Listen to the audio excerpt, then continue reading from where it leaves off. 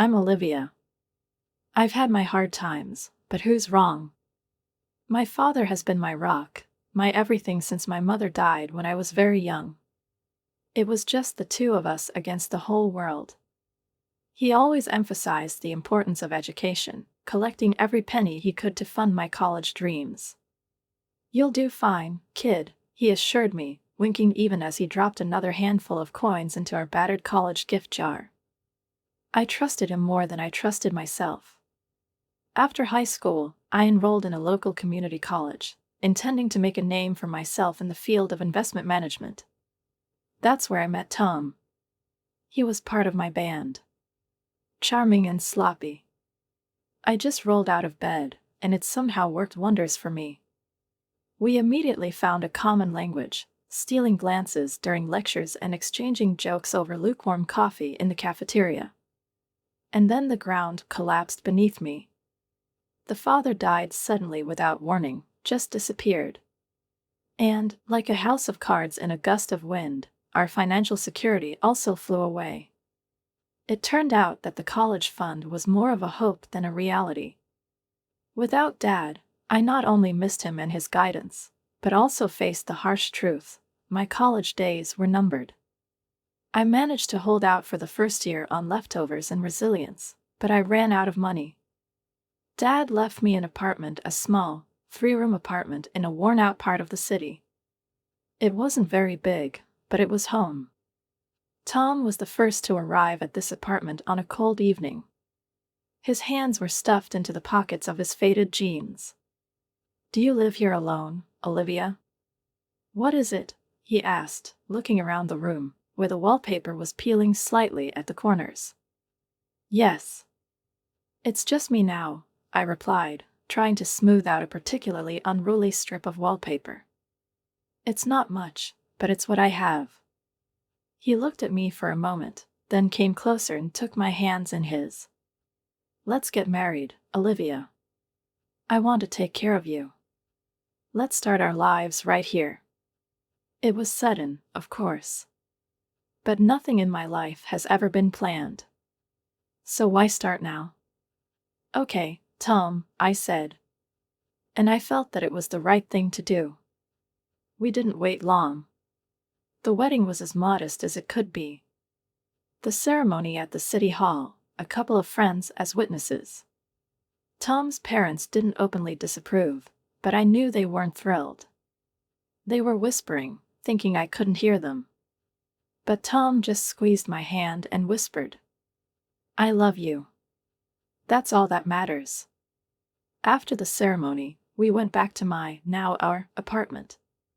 The evening sun cast long shadows on the sidewalk.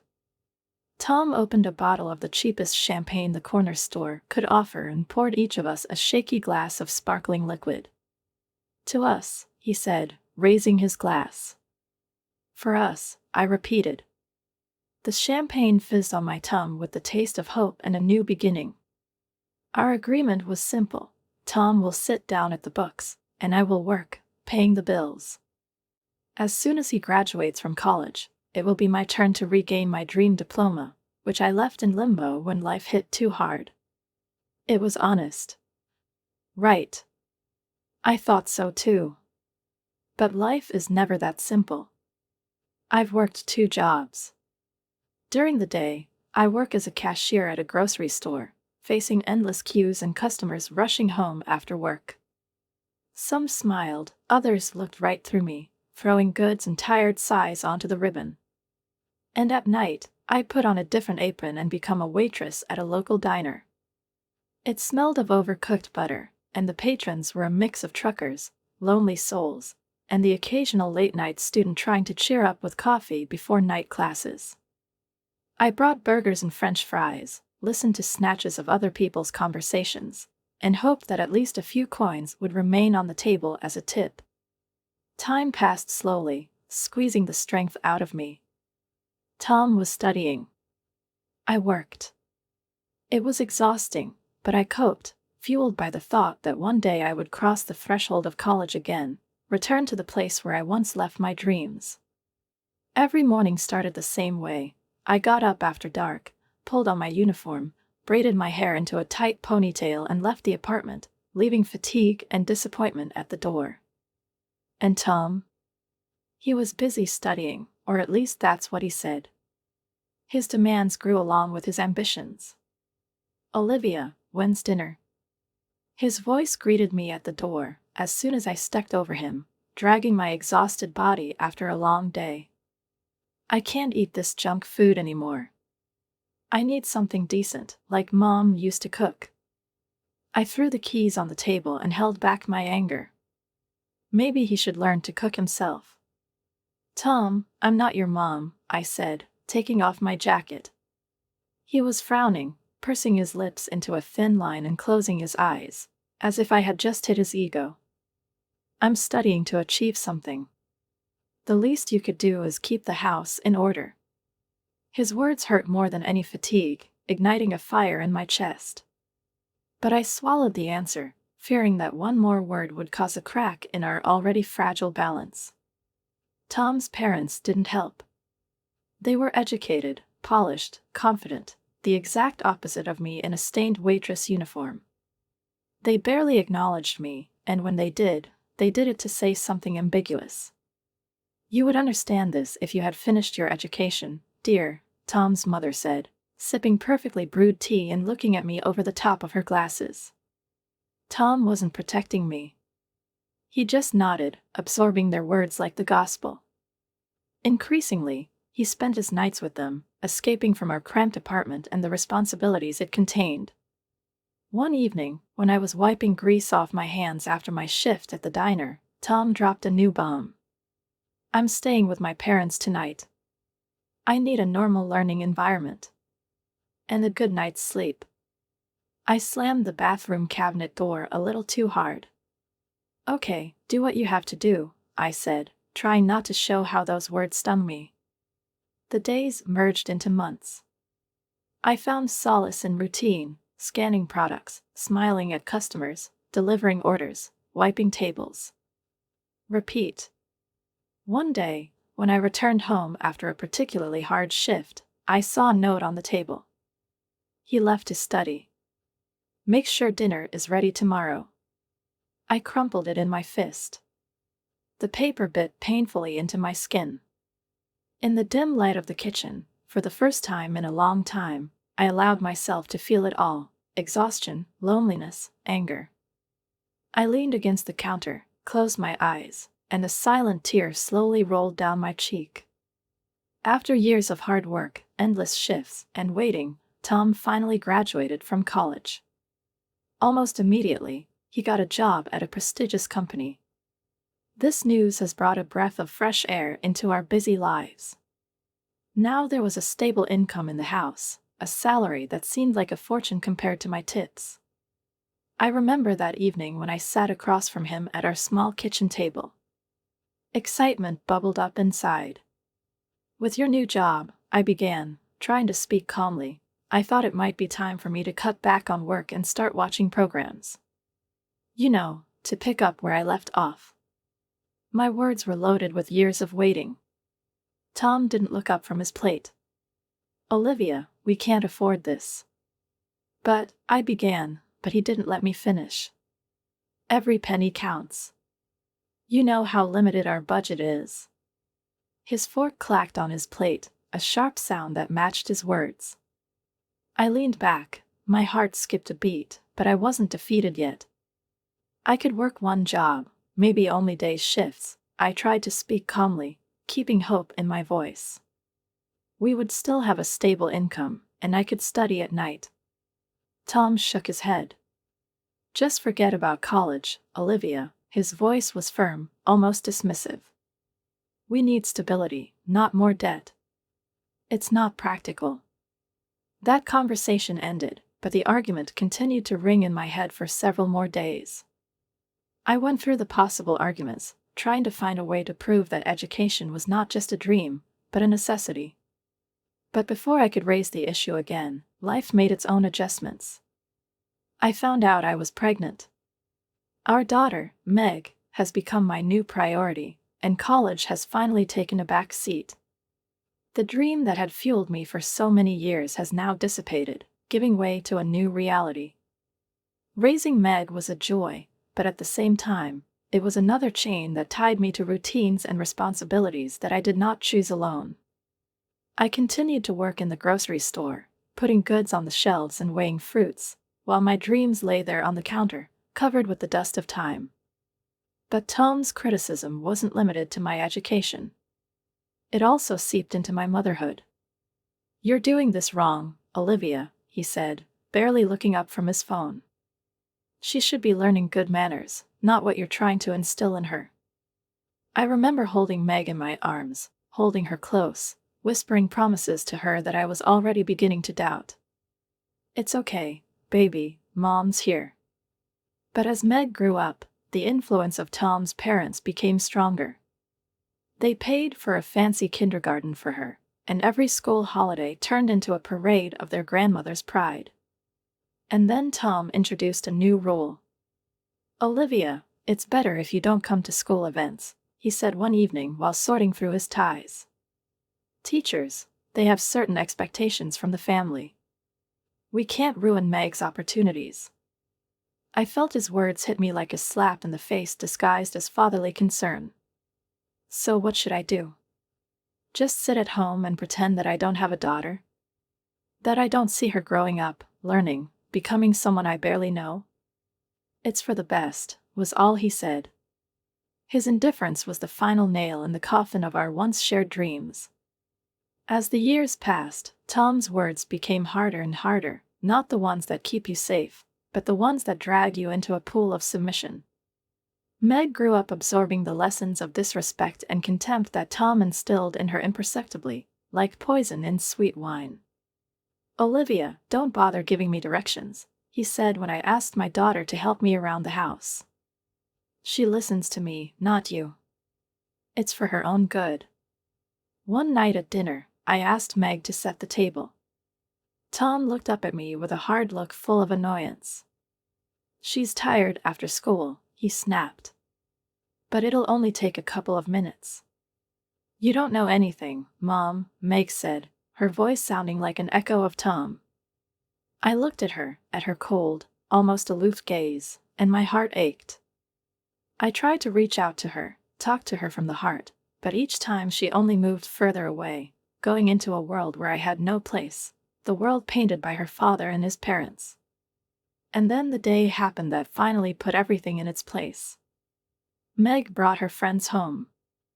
I could hear their laughter, their ringing voices echoing down the hallway. I wiped my hands on my apron and went out into the hallway. When Meg saw me, she froze. Her eyes darted between me and her friends. I smiled, intending to say hello, but before I could say a word, Meg beat me to it. "Oh, it's just our housekeeper." Her friends nodded without even looking at me a second time.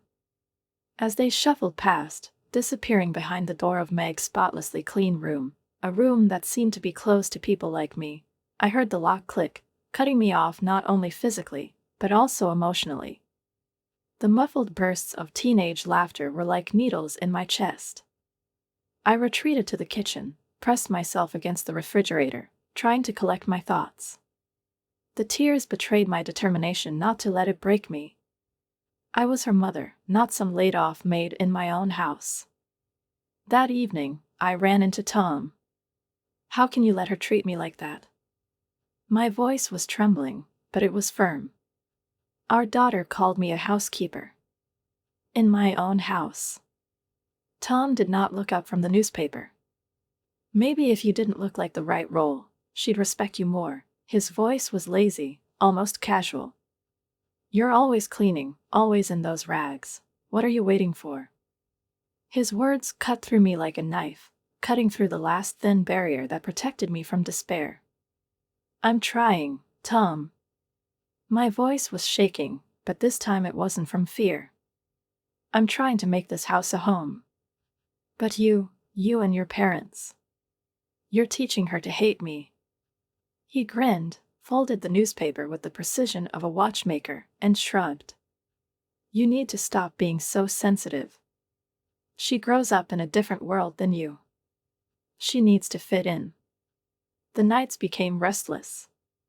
My thoughts spiraled, and Tom's every word echoed in my head. I saw him moving away. His parents' daily cruelty, their icy contempt, and now Meg's rejection, all painted a harsh picture. I was a stranger in my own life. My role was reduced to a silent breadwinner, unnoticeable, while I performed my duties properly. I watched Meg turn into a teenager, and her embarrassment in front of me became more and more pronounced. "Mom, don't come to school in this," she said one day, looking at my old coat. Her comments about my outdated clothes and my simple manners cut deeper than I was willing to admit. They were an echo of Tom's words. She was ashamed of me. For her mother, who sacrificed everything, only to eventually become invisible. The 37th birthday was not supposed to be an important milestone. But I hoped it would be a turning point. At least in something. A heart full of timid hope pushed me to do something special. I've booked a table at a nice restaurant in the city center. Nothing big, just a quiet family dinner. The three of us. Just one night that could remind us that we're still a family. In the evening, I returned home from work. My mood was high. But the apartment was too quiet. Tom and Meg were sitting in the living room, their faces turned towards the TV, as if they were waiting for bad news. "Hey, I have a surprise for you," I began, forcing cheerfulness to break through the edge of fatigue. "I've booked us a table at Marcello's. We're going to celebrate my birthday. Just the three of us." I was waiting for a smile. Joy. At least some kind of response. Tom turned off the TV and looked at me with a raised eyebrow.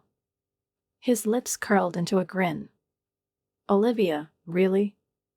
Do you really think we want to go and celebrate with you?" I felt something inside me shrink. "What are we going to talk about?" he continued, leaning back on the sofa. I swallowed. "Mom, really? It's embarrassing," Meg added, rolling her eyes. "You don't even know which fork to use." Her words. They were an exact replica of her father's taunts. I felt the blood rush to my cheeks. How the heat of their contempt spreads through my body. I was just thinking that we could be a family. Even today. Tom laughed. Sharply. Rudely. "Family? With you? You're making a fool of yourself, Olivia." He stood up. He went to his briefcase, pulled out an envelope, and threw it on the coffee table with a dramatic flourish. "Here's your present." Confused, I picked up the envelope with trembling hands. It was a divorce petition. "This is your gift," Tom said coldly. I heard the words, but their meaning came to me slowly, as if my mind refused to accept them. "I'm taking Meg, and we're moving in. You can stay here," he continued. Meg just nodded, getting up to join her father. "I'd rather live with Dad," her voice was full of icy indifference. "I don't want to be seen with you, Mom. It's just too awkward." No tears. No regrets. They packed their bags with chilling efficiency. I stood aside, cold and numb, watching my world crumble apart. Not only did physical objects disappear from the apartment, clothes, books, photographs, but also the last remnants of affection. Any semblance of a family crumbled to dust. They left without saying goodbye. The door closed with a soft click, but for me it sounded like a gunshot. The divorce process was swift, clinical, and brutal. Tom's parents testified against me, putting me in the most unsightly light. "She's uneducated. A worthless mother," they ruthlessly declared. Even Meg was talking. In smooth, rehearsed words. "I want to live with my father. He's better for me." Sitting in a sterile courtroom, listening to a list of my alleged shortcomings, I felt something inside me break. Or maybe, on the contrary, it's coming together. I looked at them, at these people with whom I had once shared my life, and realized that now they were strangers to me. Their words couldn't hurt me the way they used to. I was alone. Really alone. But maybe that was exactly the freedom I needed. And I knew one thing: I needed to prove, at least to myself, that I was capable of much more. This fervent determination led me back to the doors of the college that I had left many years ago. I enrolled again. I was older than most of my classmates now, but there was a rage in my veins that could only be ignited by the cool blows of fate. I hired tutors and spent my evenings learning about investment theories and financial models. I studied until I was exhausted, until my eyes blurred, until the numbers blurred into one blur. Social media was a minefield. From time to time, I came across pictures of Tom, Meg, and that woman, Tom's new partner. They looked happy. We lived carefree in a luxury apartment in the city center, surrounded by comfort and luxury. It was painful to see them like that. A sharp, burning burn on the soul. But instead of letting that pain tear me apart, I used it as fuel. Every photo, every post pushed me forward. I channeled my anger, my pain into my studies, turning bitterness into motivation. I graduated from college. It was graduation day, and I was standing there, a completely different woman than the one who started this journey. You have everything you need, Olivia. Don't let anyone tell you otherwise, Dr. Henson, my favorite professor, told me. His words became a balm to the wounds. On his recommendation, I got a job at a reputable company. I entered the world of finance with the determination to rise to the top. The corporate world was another battleground. But now I was well prepared. I started out as an ordinary employee. But not for long. In 3 years, I rose from the lowest level to the head of the department. My name was on the office door. My decisions shaped the company's future. My life finally belonged to me. I traded in my battered old car for something sleek and new. Something that hummed under my touch like a promise. My apartment has changed with me, from modest housing to a modern space in a high-rise building with a view of the city, which twinkled like stars in the night. I was reaching out to buy new clothes, but it wasn't just a style. It was my armor. Every piece, whether it's a formal suit or an elegant dress, was chosen to showcase a new me. A competent, confident, capable businesswoman. My hair, which I once wore in a practical ponytail, now fell in stylish waves or was pinned up in exquisite patterns, indicating that I take care of every detail. Only my closest friends knew what path I had traveled. You're doing what you were meant to do, Olivia.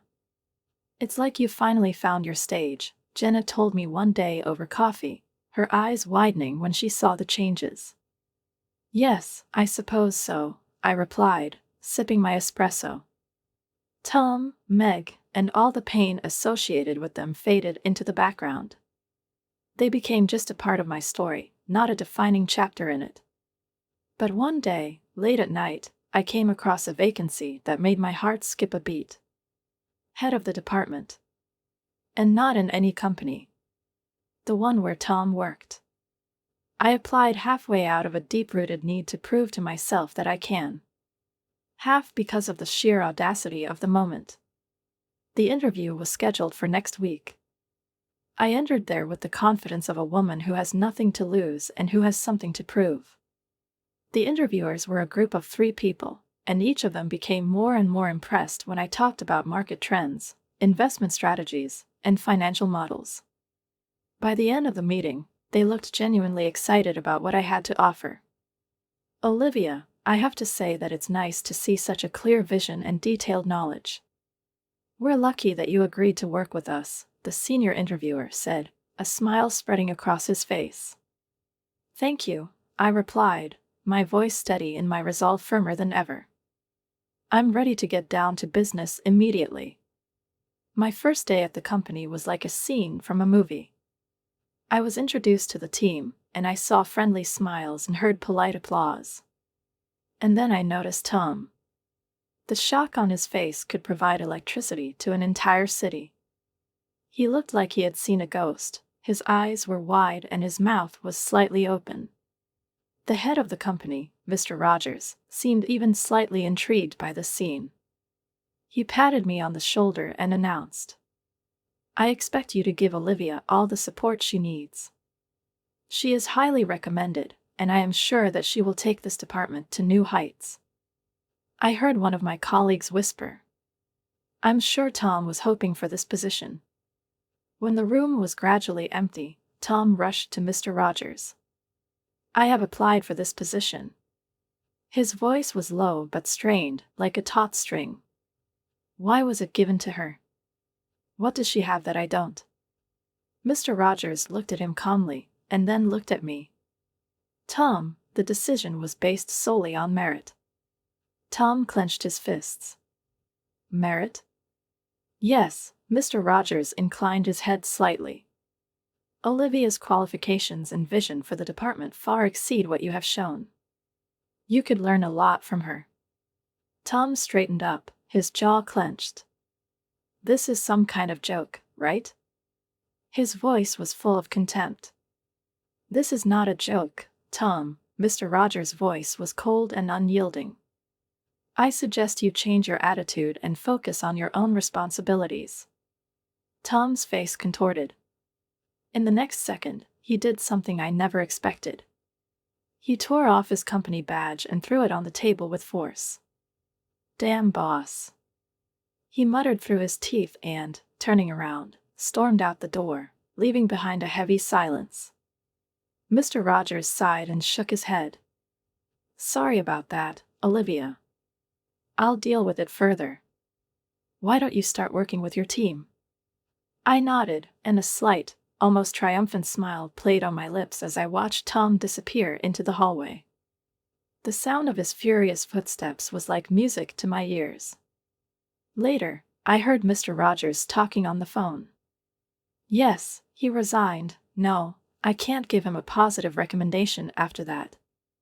The rest of the day passed in a blur of performances, scheduled sessions, and meetings, but through all this fuss, one thought sounded in my head. Justice has been done. Tom underestimated me all his life, just like many others, but this time I was on top of it. After that day, Tom's career went down faster than I could have imagined. The rumors reached me through mutual acquaintances, those who couldn't wait to let it slip. His last lover kicked him and Meg out of their luxury apartment, and in desperation they had to return to his parents. I didn't feel any malice. Only a strange, cold satisfaction from the fact that life has put everything in its place. And then, a few months later, one evening I heard a knock on the door. I opened it and froze. Meg was standing in the doorway. Now she was a college student, tall, confident, and as demanding as she had been taught to be. She whistled as she looked around my apartment, her lips curling into a slight grin. "Wow, Mom, you've really improved your position. And it turned out to be profitable to leave Dad, right?" Her tone was light, but there was a barb in it that alerted me. I crossed my arms over my chest. "Meg, what brings you here?" She leisurely settled down on my plush sofa, crossing her legs over her legs, as if this was her place. "Well, Grandpa's house is a little cramped. And I thought that now you're rich, well-dressed, and educated. Maybe I could move here.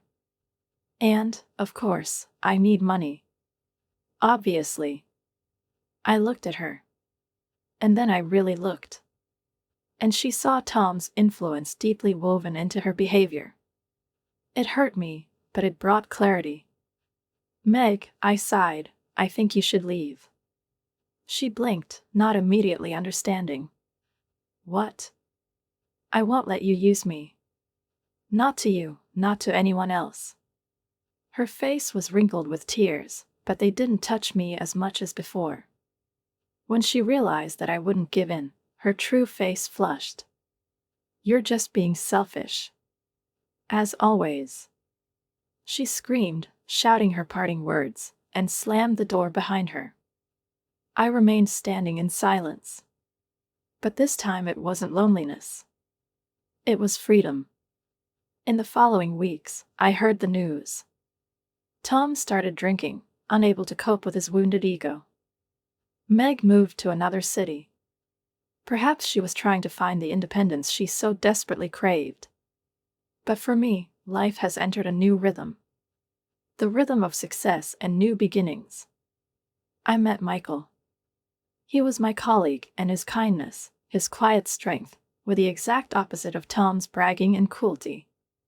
Over time, our friendship grew into something more. We got married in a small but joyful ceremony, surrounded by people who sincerely wished us happiness. Reflecting on my tumultuous journey, I realized that I had become stronger, wiser, and more compassionate. I lost my family, but only to find myself. And with that, I found a chance for real, full-fledged love and life. Looking into the future, I felt no fear. I felt confident. I didn't just survive. I was thriving. And my story, the story of triumph, belonged only to me. Write a comment on what you think about this story and don't forget to subscribe to the channel and like it. See you soon.